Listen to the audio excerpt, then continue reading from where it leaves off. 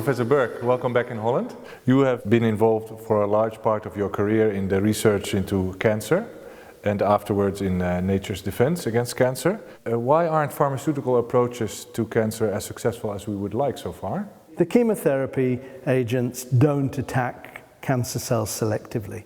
They attack any sort of cell that replicates itself rapidly, and in your body you've got some very important normal healthy cells that replicate themselves rapidly. These are knocked out by the chemotherapy, and that's the main reason for all the side effects, and that's a limiting toxicity. It limits the effectiveness. Let's take a look at the source of the problem. Why is cancer fatal? I think if we look at the molecular level of things, the problem is that cancer cells disobey the commands of the body. So normal cells will replicate until they occupy the space in the body that is intended for them, and at that point they will stop. Whereas cancer cells keep on replicating. They just grow and grow. They don't know when to stop. Also, normal cells do get worn out. They do become dysfunctional. Sometimes they become damaged. Sometimes something happens to them and they become dangerous to the body.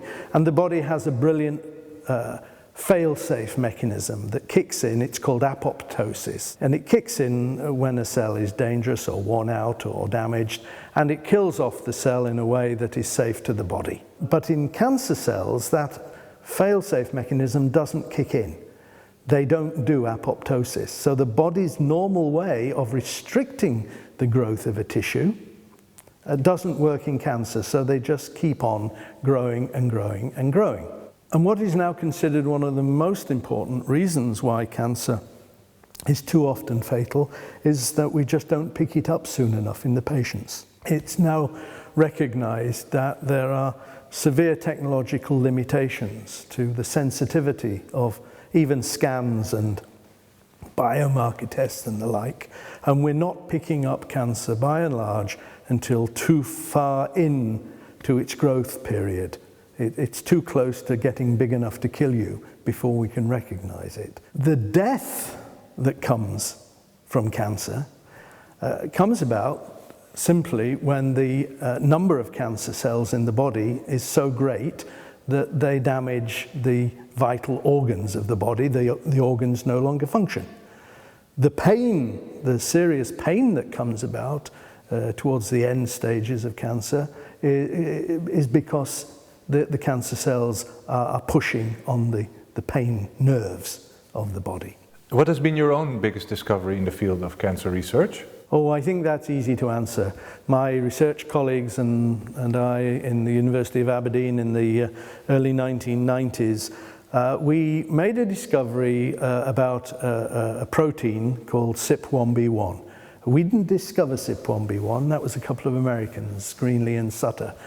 But what we discovered was a characteristic of it that, to all intents and purposes, there is little or no CYP1B1 protein in our normal cells, but there's plenty of it in our cancer cells. Now, with the passage of time and the development of more sensitive detection techniques, one would say that CYP1B1 protein is highly overexpressed in cancer cells compared to normal cells. With that knowledge, it could provide a very early detection method for detecting if someone has cancer. How did this later lead to the discovery of salvestrols? My very brilliant colleague, medicinal chemist, I'm a pharmacologist, I do the testing, he does the designing and synthesizing. He came into the laboratory one day and said, you know, I think we're going to find the equivalent sorts of new types of anti-cancer compounds in many of the fruits and vegetables that we eat. Let me try and explain. I think everybody knows about the lock and key model for drugs acting at their targets. You know, the drug is the key, the target is the lock, the teeth in the key have to be the right configuration to open the lock.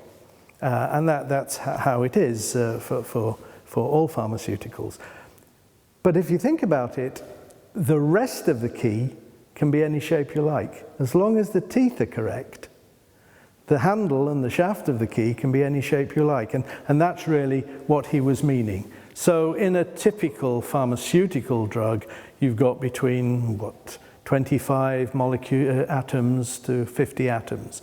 But probably only about 5 or 6 of those atoms really are crucial. They make up the key, the teeth.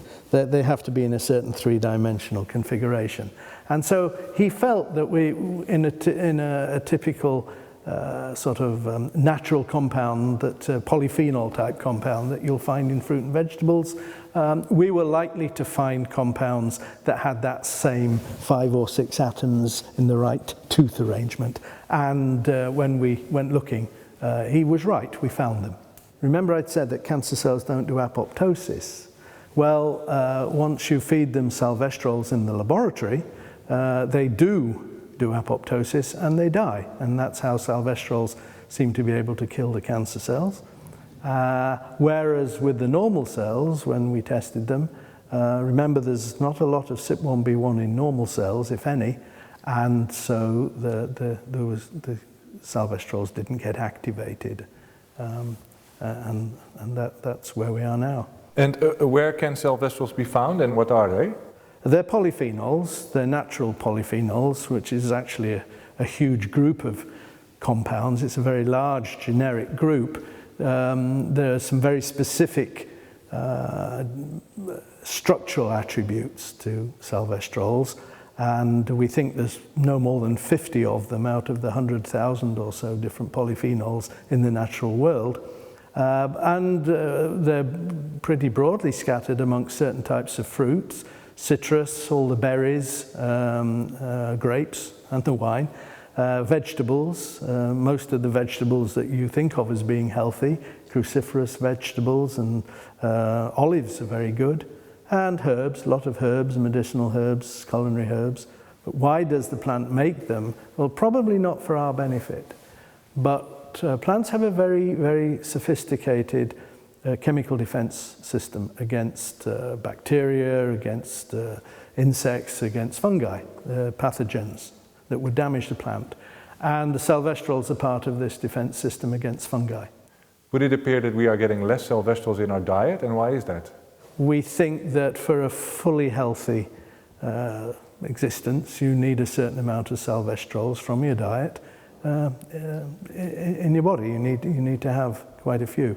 So they're broadly scattered. It shouldn't be difficult to find them, but it is difficult. Because when we came to do our chemical analysis, we found that there's a great deficiency in sylvestrols in most of the modern fruits and vegetables. We think that nowadays we've probably got less than 20% of the sylvestrol content that was in the diet in Queen Victoria's time, and it's a problem. Why that's the case? We think that the main culprit is the spraying of crops with synthetic agrochemical fungicides. If you spray a crop like that, you tend to kill off all the fungi in the field, and so there's no stimulus there for the plant to make the sylvestrols. And that's, we think, the main reason why the content of our modern diet is very low. There's a few other reasons. Manufacturers of fruit juices that ordinarily have quite good levels of sylvestrols deliberately de-bitter the fruit juices in the manufacture. They remove bitter tasting compounds, and in the doing so they also remove the sylvestrols. We have analytical evidence that newer varieties of fruit, for example apples, tend to be sweeter, and they've lost a lot of their sylvestrols over centuries, I suppose, during development. And if we boil up our vegetables in water too long, we extract the sylvestrols and pour them away down the sink, and we probably don't eat enough natural, organically grown fruit and vegetables. I think everyone's familiar with the concept of empty calories. We stuff ourselves with manufactured synthetic food, if you like, processed food that has calories and no nutrition. So That's the problem. We're just not getting enough sylvestrols, we think, naturally in our diet. And how much should one take in a normal situation? It's actually more difficult to answer than it seems, because not all sylvestrols are of equal potency. In fact, in laboratory testing, some are thousands times more potent than others, and when we eat an apple or an olive or whatever, we're getting a mixture of sylvestrols. It's not the same mixture necessarily in different fruits and vegetables. So it doesn't mean anything to say so many milligrams of sylvestrols. So we've devised a scale which we just call sylvestrol points, which takes into account not only the weight but also the potency, the relative potency of the sylvestrol. And we estimate that on that scale, for a healthy existence, it's probably best to have no less than 350 sylvestrol points worth. But per day. In practical terms, this probably means eating your 5 to 10 fruit and veg, but to ensure an adequate sylvestrol intake, they would have to be organically grown. So it's quite hard. Professor Burke, thank you very much for your time.